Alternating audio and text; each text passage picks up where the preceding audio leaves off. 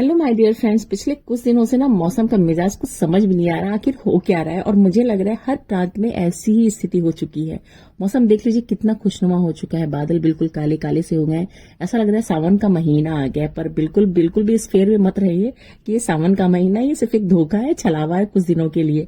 और देख सकते हैं हवाएं इतनी तेज चल रही, सुबह का मौसम था इसलिए बहुत ही अच्छा लग रहा था, ठंडा ठंडा। और ये पिछले 2-3 दिनों से लगातार इसी तरह से हो रहा है। बच्चों का जाने का समय होता है तो इस तरह से हो जाता है, और फिर 10 बजे के आसपास मौसम बिल्कुल खुल जाता है। तो मैं 10 बजे के बाद जब टेरेस पे आई जल चढ़ाने के लिए, तो मैंने देखा धूप भी हल्की हल्की आ चुकी थी। और मैंने एक प्लांट लगाया था जिसके बारे में मैंने आपको शेयर किया था। जी हाँ, मैंने एडेनियम की सीडलिंग की थी और उस सीडलिंग से मैंने एक प्लांट ग्रो किया था, जो मैं आपको दिखा रही हूँ। इस समय इसका जो नीचे का कोडेक्स है देखिए कितना मोटा हो गया है, जबरदस्त मोटा हो गया है। तो ये देख के कितनी खुशी हो रही है कि ये सारी चीजें जब हम घर में करते हैं ना तो कितना अच्छा लगता है। और ऊपर से मैं फ्लावर भी ले आई और अपने भगवान जी को मैंने चढ़ा दिया। मौसम बहुत अच्छा है। और ये देखिए ये मेरे प्यारे लड्डू गोपाल है, इनकी मैंने पूजा कर ली है, क्योंकि ये सारे काम सुबह ही करने होते हैं। और इसके बाद बारी आती है किचन में जाने की, और किचन में मैं आ चुकी हूँ। टीवी चल रही है, बहुत ही अच्छा लग रहा है, क्योंकि मौसम जब अच्छा हो जाता है ना गर्मियों में तो एक अलग ही रौनक हो जाती है। तो अभी मैं बनाने वाली हूँ बहुत ही अच्छा सा लंच प्रिपेयर करने वाली हूँ, क्योंकि अभी जो है कटहल मार्केट में खूब आ रहा है। तो चलिए बनाते हैं कटहल की सब्जी लाके रख दिया गया है, रात में मैंने रख दिया है। और अभी जो है सब्जी यहाँ पे रख दी है और बनाने वाली हूँ ढेर सारी कटहल की सब्जी। आप देख सकते हैं ना, इस बार कटिंग भी खुद ही करनी पड़ी है।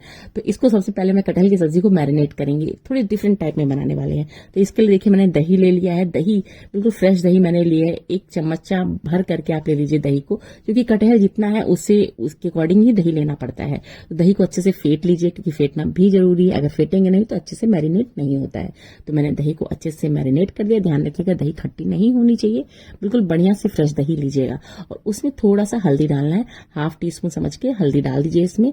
थोड़ा सा इसको मिक्स कर लीजिए अच्छे से। गरम मसाला डाल लीजिए, थोड़ी सी काली मिर्च डाल लीजिए, और थोड़ा सा अगर आप रेड चिली पाउडर डालना चाहते हैं, अगर शौकीन है तो इसी समय मैरिनेट करते समय ही आप जो रेड चिली पाउडर डाल सकते हैं। मैंने ब्लैक पेपर डाल दिया है, क्योंकि मैं रेड चिली बहुत कम खाती हूँ, इस वजह से मैं अवॉइड करती हूँ। और आप लोग भी कोशिश करिए तो अवॉइड करिए। और अब इसके अंदर जाएगा सॉल्ट अपने टेस्ट के अकॉर्डिंग डालिए, थोड़ा कम ही डालिए, क्योंकि अभी सब्जी जब मसाला भुनेंगे तो उसमें भी थोड़ा सा सॉल्ट जाएगा। और अदरक लहसुन का पेस्ट तो 100% जाएगा ही जाएगा, क्योंकि जो कटहल है वो थोड़ा सा स्पाइसी बनता है। अगर ये सारी चीजें पड़ी होती है ना तो उसका टेस्ट बहुत ही अच्छा आता है। अब लास्ट में इसमें जाएगा 2 पिंच हींग इसलिए डालते हैं कि हींग से फ्लेवर तो आता ही है बहुत ही अच्छा, साथ में ये डाइजेस्टिव भी होता है, इसलिए जरूर डालिए। बहुत सारे लोग मसाले में भूनते वक्त भी डालते हैं, पर मैं इसी में डाल रही हूँ। और मैं मसाले में भी डालूंगी, क्योंकि मुझे हींग का फ्लेवर बहुत पसंद है। तो इसी हिसाब से आप कम ज्यादा भी कर सकते हैं। बहुत सारे लोगों को पसंद आती, बहुत सारे लोगों को नहीं आती, पर मैं कहती हूँ कि हींग का यूज किया करिए, क्योंकि हींग बहुत अच्छा होता है डाइजेशन के लिए। तो इन सभी चीजों को मैंने इसमें डाल दिया है। और अब इस पेस्ट पे हम डालेंगे वो कटहल जो हमने काटा हुआ है। कटहल को ना मैंने उबाला है ना मैंने फ्राई किया है, बिल्कुल जैसे था वैसे ही मैंने इसमें कट करके डाल दिया है। आप कटहल के टुकड़े अपने हिसाब से छोटा बड़ा भी ले सकते हैं, जैसा चाहे वैसा ले सकते हैं। बहुत छोटा मत लीजिएगा, क्योंकि बहुत छोटा लेंगे तो कटहल बहुत जल्दी से गल जाएगा। थोड़ा सा बड़ा पीस लेंगे तो ही अच्छा रहता है। तो मैरिनेट करने के लिए मैंने इसमें थोड़ा सा भी जो है पुदीने का और लहसुन का पेस्ट भी इसमें ऐड किया है। और इससे क्या होगा, अब तो कहिए एक अलग ही टेस्ट आने वाला है इसमें। और इसको इस तरह से हाथों से मसल के, जितना अच्छे से आप मसलेंगे उतनी अच्छे से सारी चीजें मिक्स होंगी, सारी जितने भी हर्ब्स हैं वो उसमें अच्छी तरीके से मिक्स हो जाएंगे। और इसको करीब 1 घंटे के लिए छोड़ दीजिए। तो ये देखिए बिल्कुल पानी वानी इसका एब्जॉर्ब हो गया है, जो भी दही का पानी था कटहल ने अच्छे से सोख कर लिया है। और आप देख सकते हैं बिल्कुल भी बोल में कोई भी पानी नहीं है। और अब मसाले बनाएंगे, तो मसाले वही रेगुलर मसाले, मैंने प्याज डाल दिया है, भून दिया है अच्छी तरीके से, और उसके अंदर मैंने मसाले डाले हैं। तो मसाले में वही रेगुलर मसाले हैं जो हम छोले बनाते समय भी यूज करते हैं। तो वही मसाला है, कुछ अलग से स्पेशल नहीं है। बस इसमें जो है गरम मसाले की मात्रा थोड़ी सी ज्यादा बढ़ जाती है, क्योंकि मैंने इसके पहले कहा कि जो कटहल की सब्जी होती है वो चटपटी बनती है, स्पाइसी बनती है। तो इसमें ये देखिए सारी चीजों को डाल के मैंने मिक्स कर लिया। अब मैं कटहल भी इसके अंदर ऐड कर रही हूँ, और उसे भी अच्छे से मिक्स करना है मसालों के साथ। इसे भी करीब 2 मिनट के लिए भूनना है। जब ये अच्छी तरीके से भून जाएंगे, मिक्स हो जाएंगे, तो इसमें से एक अलग ही खुशबू आने लगेगी। तो आप देख सकते हैं कितनी अच्छी तरीके से सभी मसाले मिल गए हैं, और कलर कितना सुंदर आया है, बिल्कुल ओरिजिनल येलो कलर आया है जैसे सब्जियों का होता है। इसमें कोई भी, इसमें मैंने ना कश्मीरी रेड चिली पाउडर डाला है ना कोई कलर डाला है। ये बस समझ लीजिए सिर्फ हल्दी मैंने डाली है, और जो नॉर्मल मसाले हैं उनकी वजह से ये कलर है। तो ये हमारा जो है कटहल की सब्जी पेस्ट रेडी हो चुका है अच्छी तरीके से। अब इसके अंदर हम डालेंगे पानी। याद रखिएगा अगर आपको ग्रेवी ज्यादा खानी है, जैसे चावल के साथ खानी है, तो ग्रेवी आपको ज्यादा बढ़ानी पड़ेगी। और अगर आप रोटी के साथ खाएंगे तो कम ग्रेवी में भी काम चल जाता है। तो 1.5 कप पानी मैं इसके अंदर ऐड कर रही हूँ, क्योंकि मुझे बहुत ज्यादा पतला नहीं चाहिए क्योंकि मुझे रोटियों के साथ खाना है, तो बस इतना ही डालना है। और पीसेस देख लीजिए कितने अच्छे लग रहे हैं। तो इस तरीके से कटहल के बहुत ज्यादा बड़े पीस जो होते हैं ना, देखने में भी अच्छे लगते हैं और ज्यादा घुलते नहीं है। और अगर आप छोटे पीस रखते हैं तो घुल जाते हैं। तो इसका ध्यान रखना है आपको, जब आप मैरिनेट कर रहे होंगे तो कटहल के जो टुकड़े होंगे उनको आप थोड़ा सा बड़ा ही रखिएगा।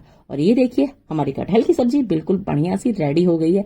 कितनी मस्त लग रही है देखने में। एक बार जरूर ट्राई करिएगा और मुझे कमेंट करके बताइएगा कि आपने क्या इसके पहले इस तरह से मैरिनेट करके कटहल की सब्जी बनाई। अगर बनाई है तो जरूर बताइए। ये थी हमारी कटहल की सब्जी। और अब चलते हैं, हम आपको एक बहुत ही प्यारा सा टूल मैंने किचन के लिए मंगाया है जो कि बहुत ही जरूरी है और मुझे लगता है आज के समय में ये तो होना ही चाहिए। और अभी जस्ट ये मेरा पार्सल आया है जब मैं ये सब्जी बना ही रही थी। तो चलिए मैं खोल के दिखाती हूँ कि मैंने क्या मंगाया है। और मुझे लगता है अगर स्मार्ट बनना है तो थोड़ी स्मार्ट टूल भी होने चाहिए।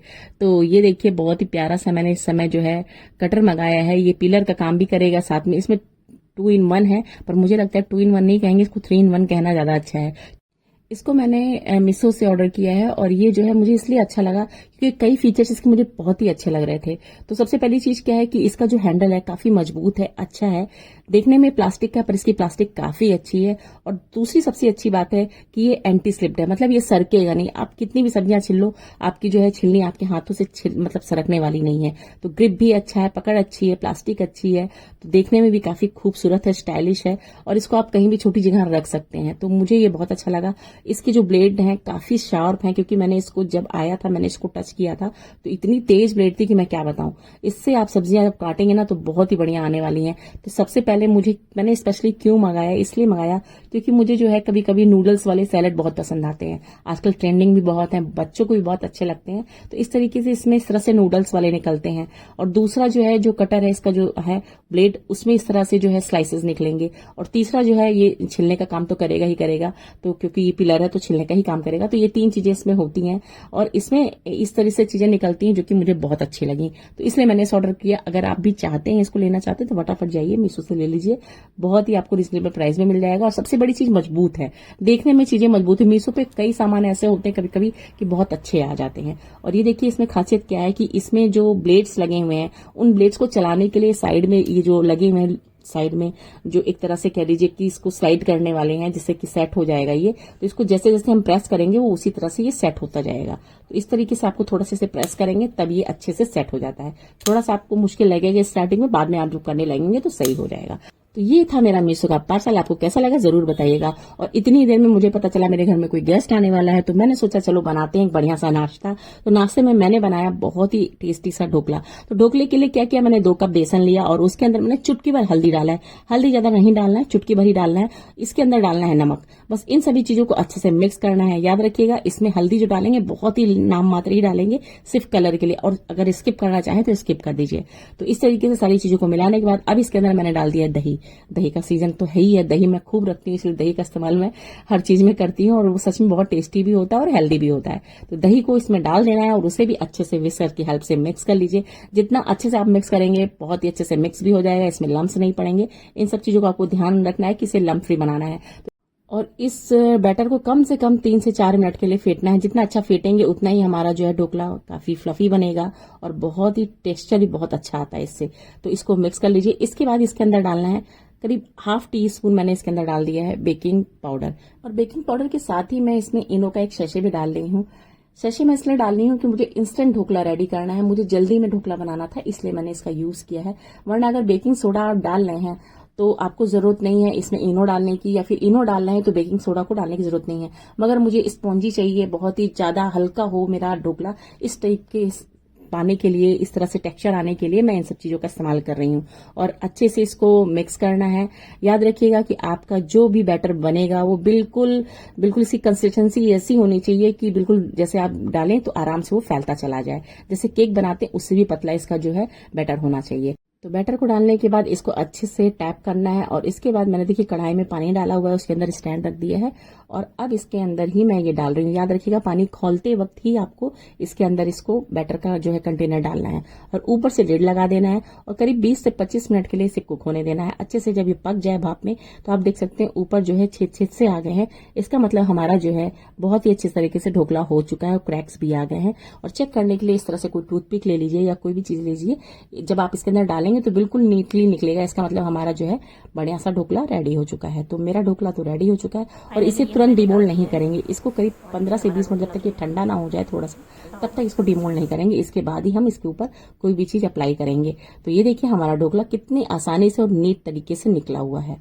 तो इस तरीके से ये मेरा ढोकला रेडी हो चुका है। और अभी मैं जा रही हूँ किसी कैंप के लिए, क्योंकि बगल में ही कैंप का अनाउंसमेंट हुआ है अभी जस्ट, तो वहां भी जाना है। तो मैंने फटाफट जो है ढोकले को रख दिया है। जब तक वो ठंडा होगा तब तक मैं कैंप से होके आ जाऊंगी। तो मैं जा रही हूँ मेरे कैंपस में, एक बहुत ही जबरदस्त कैंप लगा हुआ है, वो भी वुमेन्स की हेल्थ को लेकर के है, जो कि बहुत सारी चीजें हैं जिनसे हमें जानकारियां मिलने वाली है। तो मुझे फटाफट वहां जाना था, तो मैं चली गई। गर्भाशय के मुख के कैंसर से बचाव। सर, मैं मेडिकल कॉलेज से हूँ, किंग जॉर्जेस मेडिकल यूनिवर्सिटी से, डॉक्टर निशा सिंह।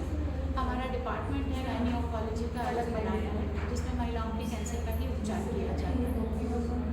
तो आज उससे जो महिलाओं के कैंसर है उसमें सबसे ज़्यादा कॉमन ये सर्वाइकल कैंसर, जो कि गर्भाशय के मुख का कैंसर है। उससे बचने के दो उपाय हैं।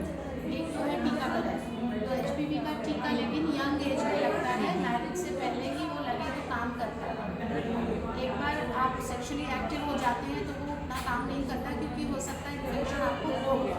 तो उसके बाद ज़रूरी होता है ये जानना कि इन्फेक्शन तो नहीं हुआ है। तो इन्फेक्शन जानने के लिए जो जांच होती है HPV का टेस्ट, वो टेस्ट आज हम लोग लेकर आए हैं यहाँ।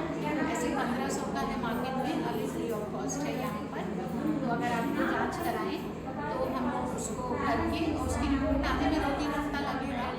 रिपोर्ट्स जब आ जाएंगी तो हम लोग यहाँ भेजेंगे। मोस्टली नेगेटिव उम्मीद करते हैं, बट बाई चांस किसी की पॉजिटिव है तो उनको हम अपने यहाँ बुलाकर उसका कुछ छोटे से तरीकों से उपाय बताएं। कोई बड़ा ऑपरेशन नहीं होता है, तो वो हम लोग आपके लिए सुविधा वहाँ पर देंगे।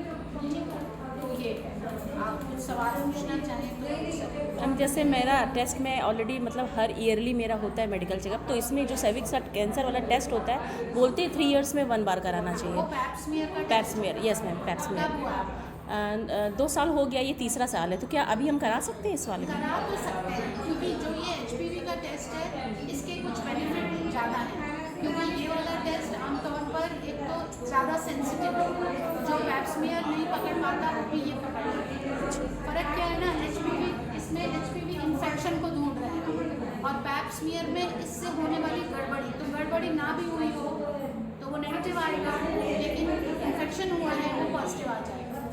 ठीक है, तो ये जल्दी पकड़ेगा। अच्छा। दूसरा बेनिफिट, इसको कराने के बाद आप 5 साल तक जरूरत नहीं है। ओके, मतलब इसके लिए हमें फिर HPV अगर करा लेंगे तो हमें दोबारा पैप स्मीयर कराने की जरूरत नहीं है।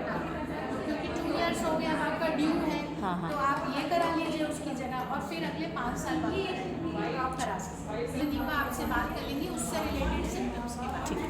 ठीक है, तो और मैं ये बोलना चाह रही साल से 30 साल से ज़्यादा है, मैरिड है 30 साल से ज़्यादा है, उनको हर 5 साल में HPV टेस्टिंग करानी होती है। ये जो HPV है, जो आपका सर्वाइकल कैंसर है, वो एक वायरस की वजह से होता है, जिसे आप HPV वायरस कहते हैं। ठीक है, इसी चीज़ की टेस्टिंग हो रही है। ये टेस्ट हर 5 साल में होना चाहिए। ठीक है, अब सर्वाइकल कैंसर होता कैसे? अगर आपकी शादी जल्दी हो गई, आपके बहुत सारे 2-3 ज़्यादा पार्टनर्स हो, या आपका 2 बच्चों से ज़्यादा बच्चे हो, या आपका तंबाकू सेवन हो, तंबाकू आप लेते हो, ठीक है, ये सब चीज़ों से सर्वाइकल कैंसर होता है। ये हर 5 साल में होना चाहिए। तो इस तरीके से बहुत सारी जानकारियां थी जो मुझे मिली और सच में बहुत अच्छा लगा, क्योंकि ये टाइम पीरियड भी ऐसा है कि हमें ये सारी चीजें जाननी चाहिए, समझनी चाहिए। और बहुत सारे लोग हैं जो इसे इग्नोर करते हैं, बाद में प्रॉब्लम्स आती है। तो कुछ चीजें तो सच्ची हैं कि हाँ, हम जो है अपने इस समय, क्योंकि हम खुद भी 45 ईयर ओल्ड हो रहे हैं, तो बहुत सारी कॉम्प्लिकेशंस ऐसे होते हैं जो हमें समझ में नहीं आती। पर यहाँ पे बहुत सारी चीजें ऐसी बताई गई जो मुझे लगा कि हाँ, मुझे जानना बहुत जरूरी था। तो बहुत ही प्यारा कैंप था, बहुत ही अच्छा, काफी हेल्दी था, काफी इसमें नॉलेजेबल चीजें मिली जो कि मैंने आपके साथ शेयर की। तो फाइनली हम टेस्ट करा के अपने घर आ गए हैं। और अब जो है मैं जो है ढोकले को दिखाऊंगी कितना बढ़िया हमारा ढोकला इस समय रेडी हो चुका है। और मैंने इसमें जो है जो पानी होता है, मीठा पानी, उसको मैंने डाल दिया था और कट कर दिया है। और देख सकते हैं कितनी सुंदर खमण मेरा जो है रेडी हुआ है। ये देखिए मेरे जालीदार खमण कैसे बन गए हैं। देखिए कितने मस्त जालीदार बने हैं। तो फ्रेंड्स ये था मेरा आज के दिन का व्लॉग। कैसा लगा जरूर बताइए। कोई भी जानकारी अच्छी लगी हो तो प्लीज कमेंट जरूर करेगा। मैं तो जा रही हूँ अपने ढोकले को टेस्ट करने की कैसा बना है। आप लोग भी जल्दी जल्दी बना करके अपने जो भी फ्रेंड्स आ रहे हों या जो भी गेस्ट आ रहे हो तो इसको जरूर खिलाइएगा। तो ठीक है, जल्दी ही मिलते हैं नेक्स्ट व्लॉग में। तब तक के लिए अपना ध्यान रखिए, स्वस्थ रहिए, मस्त रहिए, बाय बाय।